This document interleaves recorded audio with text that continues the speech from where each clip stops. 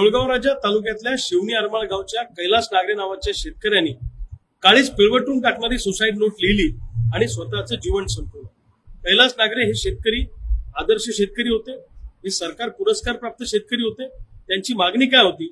डिसेंबर महिन्यामध्ये त्यांनी त्यांच्या गावच्या धरणावर एक उपोषण केलं होतं, तेव्हा आम्ही त्यांना भेट द्यायला आणि पाठिंबा द्यायला गेलो होतो। त्यांचं म्हणणं असं होतं की खडकपूर्णा धरणामध्ये पाण्याचा साठा मोठ्या प्रमाणामध्ये आहे, तर हे खडकपूर्णाचं पाणी आमच्या 10-15 गावातल्या शेतकऱ्यांना शेती पिकाला जर गेलं तर आम्हाला थोडं बहुत त्या ठिकाणी इन्कम मिळू शकतं आणि आमची अवस्था थोडी सुधारू शकते।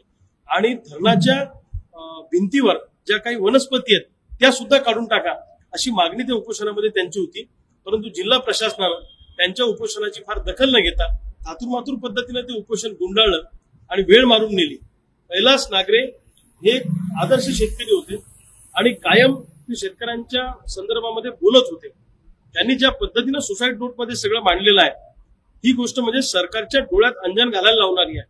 सरकारवर गुन्हा दाखल झाला पाहिजे कैलास नागरेच्या आत्महत्ये प्रकरणी। अशा हजारो लाखो शेतकरी या व्यवस्थेला कंटाळून आत्महत्या करतायत। आज सोयाबीनला भाव नाहीये, कापसाला भाव नाहीये, सरकार कर्जमाफी देणार होतं, अजूनपर्यंत कर्जमाफीचं सरकार नाव घेत नाही। 2023 पासून पीक विम्याचे पैसे अजूनपर्यंत आम्हाला मिळालेले नाहीये। शेतकरी या टोकाला जाऊन विचार का करतोय याचा विचार सरकारने केला पाहिजे।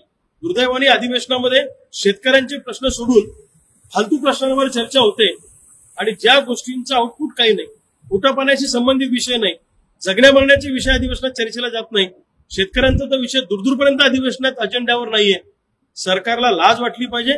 सरकारला तातडीनं इथून पुढे कैलास नागरे सारख्या कोणत्याही शेतकऱ्याची आत्महत्या होणार नाही याच्यासाठी काळजी घेतली पाहिजे।